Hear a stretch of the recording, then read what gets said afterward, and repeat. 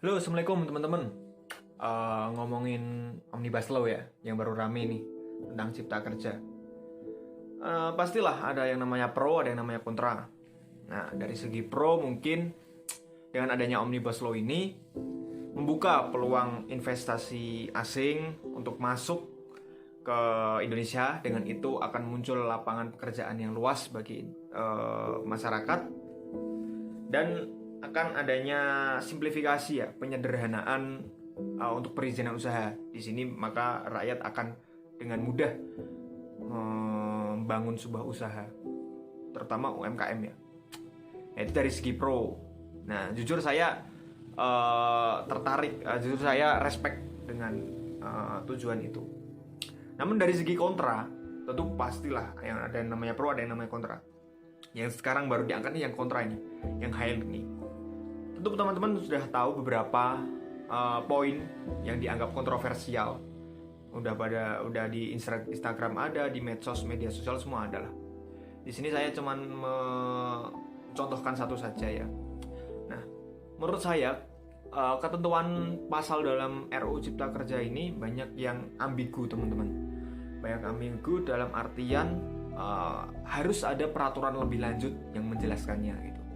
Nah, karena apa? Karena pasal-pasal yang tercantum itu banyak yang multitafsir, sehingga penafsiran dari masyarakat maupun dari para pengusaha itu menjadi berbeda.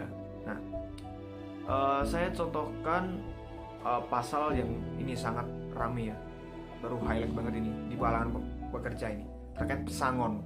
Nah, kalau kita lihat teman-teman, di RUU Cipta Kerja ini, RUU ini bisa mengubah Undang-Undang Nomor 13 Tahun 2003, yaitu Undang-Undang Ketenagakerjaannya. Nah, di Undang-Undang Ketenagakerjaan itu ada pasal yang membahas terkait pesangon, yaitu pasal 156. Nah, di pasal tersebut ada batas ketentuan minimum bagi pengusaha perusahaan untuk memberikan semacam pesangon ya. Itu di sana ada ketentuannya di ayat 2 kalau nggak salah.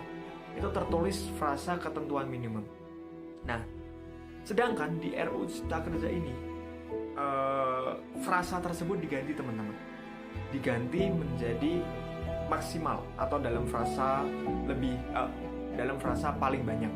Nah, ini yang sangat berbahaya, teman-teman. Yang tadi awalnya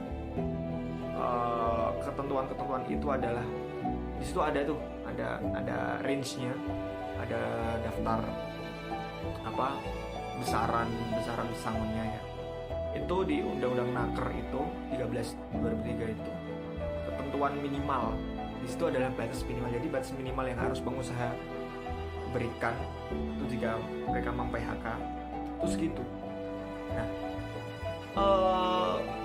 sedangkan di RUU Cipta Kerja ini batas-batas range tadi itu menjadi ketentuan maksimal, teman-teman. Jadi memungkinkan bagi pengusaha untuk memberikan pesangon justru lebih rendah dari ketentuan minimal yang ada di UU Naker tadi. Lah, ini sangat berbahaya. Ini yang selalu diangkat oleh para pekerja ya, terutama buruh ya. Nah, ini saya setuju, ini perlu dikritisi lebih lanjut karena memang menurut saya sangat berbahaya itu tadi. Tapi memang kalau yang beredar itu pesangon akan dihapuskan, itu memang kurang benar ya, tidak benar. Yang benar diganti ketentuannya ya. Yang tadinya ketentuan minimal, range-nya tadi menjadi ketentuan minimal menjadi ketentuan maksimal, frasanya paling banyak ya.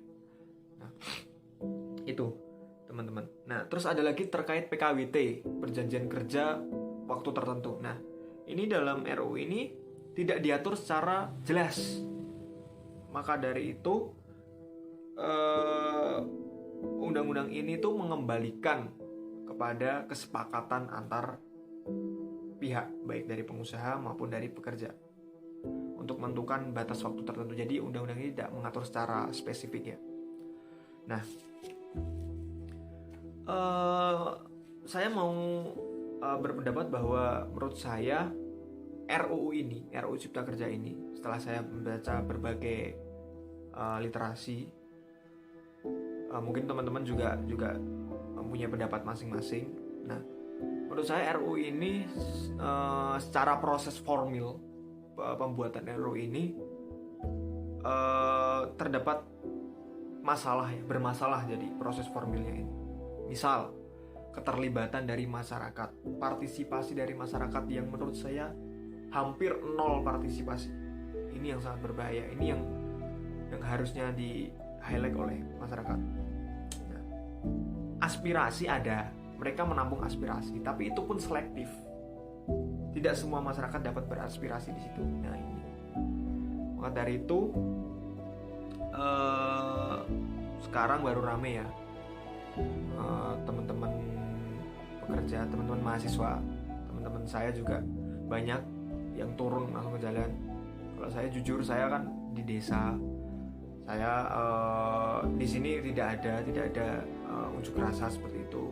Teman-teman saya yang di kota, mungkin para pekerja di sana melakukan unjuk rasa. Nah, saya respect sama mereka, saya dukung mereka yang mengusahakan aspirasi rakyat. Dan inilah saatnya untuk partisipasi rakyat harus ada, aspirasi rakyat harus didengar. Berharap dengan tekanan publik ini, maka partisipasi yang tadi tidak dilibatkan tadi menjadi terlibat di sini, partisipasi dari rakyat. Saya sangat respect. Semoga yang menjadi tujuan mereka tercapai. Karena jujur saya juga pingin, tapi ya kita tahu sendiri kita sedang di pandemi, masa pandemi. Maka cukup perwakilan saja, kita mendukung mereka lewat cara-cara lain. Nah itu. Nah ini terus saya juga mau meng-highlight dari judul undang-undang ini. Judulnya itu Undang-Undang Cipta Kerja. Tapi menurut saya atmosfer yang terjadi di masyarakat itu justru atmosfernya itu negatif. Dalam artian para pekerja itu tidak menganggap bahwa ini tuh mampu untuk meningkatkan kapabilitas mereka sebagai pekerja. Ini tidak sesuai cipta kerja tadi secara nomenklatur ya. Nah, banyak sekali pihak-pihak yang berseteru. Ada yang pihak pro, ada yang pihak kontra, seperti yang saya omongkan tadi di awal. Nah, ini yang saya menjadi ingat dengan perkataan dari Bapak Proklamator kita, Bung Karno. Beliau mengatakan bahwa perjuangan saya sulit, lebih mudah, perjuangan saya melawan penjajah itu tidak sesulit perjuangan kalian untuk melawan bangsa kalian sendiri. Jadi perjuangan kita itu lebih sulit karena melawan bangsa kita sendiri. Nah, ini terjadi teman-teman, terjadi saat ini. Kita sebagai masyarakat, apalagi masyarakat biasa ya, itu sangat resah dengan apa yang menjadi kebijakan-kebijakan di atas sana. Ini yang menjadi poin bahwa memang kita sedang berseteru dengan bangsa kita sendiri, teman-teman. Nah, ini yang menjadi poin, yang menjadi highlight bahwa kesenjangan yang seperti lagunya Roma itu ya, yang kaya makin kaya, yang miskin makin miskin, itu semakin terbukti kalau seperti ini ya, menurut saya. Karena ya memang itu tadi, kesenjangan tuh sangat akan timbul di masyarakat ini. Nah, terus ini saya juga merasa bahwa saya percuma dulu belajar, ya nggak percuma ya, saya sedikit menyesal belajar waktu PPKN dulu ya, SMP, SMA, itu kan kita belajar PPKN. Di sana ada fungsi DPR, ada fungsi legislasi, fungsi anggaran, fungsi pengawasan. Nah, namun fungsi itu sekarang tidak sepenuhnya dilaksanakan dengan baik, teman-teman. Terbukti saat ini. Nah, itu yang menjadi saya kurang respect ya. kenapa saya dulu hafal-hafal seperti itu, nyatanya seperti ini. Nah, pesan saya bagi DPR itu, bagi para wakil rakyat entah dimanapun berada. Nah, mungkin kalau rakyat bisa membahas RUU seperti DPR gitu ya, RUU rakyat gitu, mungkin rakyat bisa membahas di situ undang-undang untuk pemidanaan dewan, pemidaan bagi dewan yang melanggar sumpah kampanye, sumpah janji waktu kampanye. Wah, itu luar biasa. Kalau misal rakyat punya mendapatkan apa untuk buat RUU rakyat ya, tapi itu tidak mungkin menurut saya. Tapi itu yang dirasakan, yang harus DPR tahu bagi perwakilan kita. Nah, ini yang kemarin saya juga kaget makanya. Ini kan RUU Cipta Kerja ini kan mulai diangkat oleh pemerintah, mulai diajukan RUU-nya oleh Menteri perwakilan dari pemerintah itu adalah Menteri Perekonomian kalau nggak salah, Bapak Airlangga Hartarto. Itu sekitar bulan Februari 2020 kemarin sebelum corona itu mengajukan ke DPR untuk dibahas RUU ini. Nah, sampai sekarang kayak karena wabah itu ya, kemarin beberapa hari ini kembali muncul dengan cepatnya, dengan kilatnya. Terakhir tiba-tiba waktu tanggal 3 ya teman-teman, tanggal 3 tiba-tiba malam-malam itu, weekend lah gitu ya, 3 Oktober weekend, tanggal 3 malam-malam itu mereka melakukan rapat untuk persiapan memparipurnakan RUU ini menjadi undang-undang. Wah, ini luar biasa teman-teman. Yang harusnya weekend itu mereka kumpul dengan keluarga, mereka beristirahat atau sekedar melepas penat mereka. Namun mereka dengan semangatnya melakukan rapat musyawarah yang katanya musyawarah itu untuk persiapan ini teman-teman. Itu malam-malam weekend. Anak muda kalau malam-malam weekend sekarang pada main Among Us. Yang baru rame itu Among Us. Nah, jangan-jangan DPR ini sendiri adalah Among Us kalau menurut saya. Among Us itu satu impostor, yang lain crewmate. Kalau DPR ini bisa aja, Dewan Perwakilan Rakyat ini bisa aja mereka impostor semua, gitu loh. Jangan-jangan kalau dianalogikan ya teman-teman, itu menurut saya, semoga saja tidak. Gitu. Jangan-jangan kan itu Among Us itu kan berwarna semua. Jangan-jangan mereka dalam membahas RUU Cipta Kerja ini mereka impostor semua, kecuali yang warna biru sama coklat ya. Nah itu. Tapi ini pendapat saya, semoga aja tidak DPR tidak seperti itu ya. Kita percaya kok sama DPR. Semoga kita percaya sama DPR, dan semoga DPR melaksanakan kepercayaan kita. Nah, ini lagi yang lucu teman-teman. Waktu salah satu fraksi ya ingin mengajukan pendapatnya terkait RUU ini, yang menurut saya ini berlebihan teman-teman. Ya entah benar apa tidak ya. Emang ada ketentuan bahwa tiap fraksi atau tiap perwakilan yang berbicara itu ada ketentuan batas waktu untuk mengutarakan pendapatnya. Kalau tidak salah itu 5 menit. Nah itu. Nah dalam realitanya kemarin itu teknisnya itu benar-benar itu teman-teman dipatok itu. Jadi ada salah satu fraksi kemarin berpendapat masih mengajukan untuk membahas lagi terkait RUU. Intinya inilah ingin meninjau kembali agar ditinjau kembali undang-undang ini. Tapi karena waktu dia untuk interupsi udah habis karena 5 menit itu ibu ketua DPR kita, kalau saya lihat dari video itu, beliau ada diduga mematikan mic dari si fraksi salah satu dewan dari fraksi tertentu ini. Ya ini luar biasa teman-teman, begitu teknisnya. Jadi begitu 5 menit langsung dimatikan pet.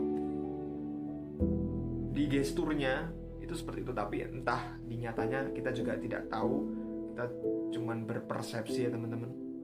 Semoga tidak seperti itu ya, tapi terlihat jelas kok.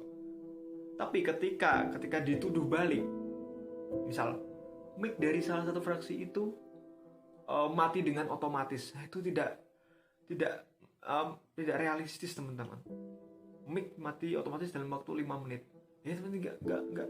Emang ada timer di mic? Menurut saya nggak ada. Ada yang matiin pasti. Nah, tapi entahlah, itu menjadi rahasia DPR sama rahasia Allah Subhanahu Wa Taala. Kita berpersepsi baik aja. Nah, terus ini lagi, saya merasa bahwa bukan pimpinan yang khusus untuk pembahasan ini adalah wakil ketua DPR dari salah satu fraksi ya. Nah, yang cowok, nah itu dia merasa buru-buru sekali teman-teman, buru-buru sekali memegang palu yang sangat keramat ini. Untuk kelihatannya tuh dia ingin segera mengetok gitu. Karena apa?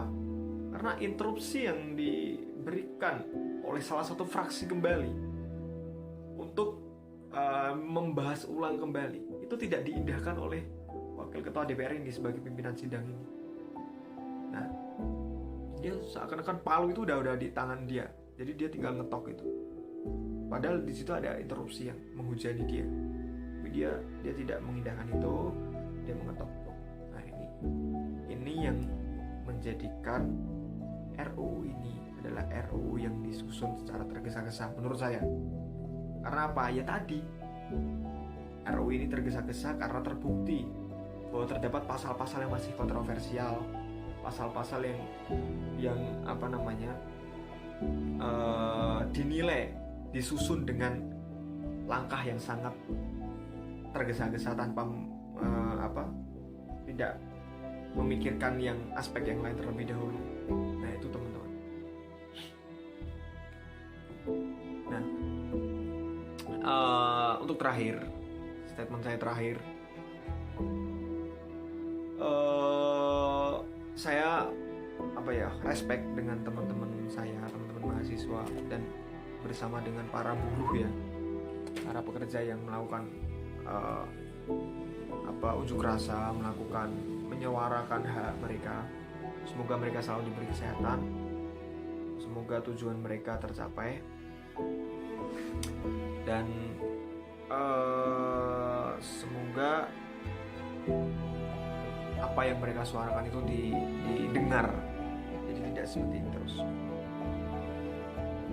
Jadi mereka tidak seperti ini terus. Tugas kita sebagai mahasiswa, sebagai pihak yang merasa akan dirugikan, kita harus bisa menarik tangan ini dan mereka terbuka. Itu teman-teman. Maka dari itu semoga perjuangan mereka memperoleh hasil yang baik. Baik, closing dari saya. Dalam hal ini saya menyatakan mosi percaya. Dalam hal ini mosi percaya terhadap azab Allah Subhanahu wa Ta'ala yang akan menimpa wahai dewan-dewan, wahai wakil rakyat, wahai kalian yang kami pilih sebanyak 200 lebih juta penduduk, kalian yang kami percaya untuk mewakili aspirasi kami. Azab Allah akan menimpa kalian, wahai dewan perwakilan yang mempunyai itikat buruk untuk merugikan masyarakat yang telah mempercayai kalian. Jangan sampai azab Allah itu terkena pada kalian. Jangan sampai azab Allah itu menimpa pada kalian. Semoga kalian selalu diberkati. Semoga kalian selalu dilindungi oleh Allah. Semoga kalian selalu diberi jalan yang terbaik oleh Allah Subhanahu wa taala. Jangan sampai azab itu tertimpa pada kalian. Kepercayaan itu mahal. Jangan, dan wahai masyarakat, sebentar lagi ada pilkada serentak ya. Kita patut menyambutnya dengan baik. Namun kita juga perlu mengkritisi teman-teman. Apakah pilkada ini pas gitu ya untuk tetap dilangsungkan? Itu beda pembahasan lagi. Nah, yang pasti kita perlu mengkritisi apakah dalam kondisi saat ini itu tepat untuk tetap diadakannya pilkada. Itu ya teman-teman. Oke. Semoga selalu dilindungi oleh Allah Subhanahu wa taala dimanapun berada. Semoga perjuangan ini akan terus kita perjuangkan hingga mencapai apa yang menjadi tujuan dari kita. Semoga sehat selalu. Salam perjuangan. Wassalamualaikum warahmatullahi wabarakatuh. Merdeka!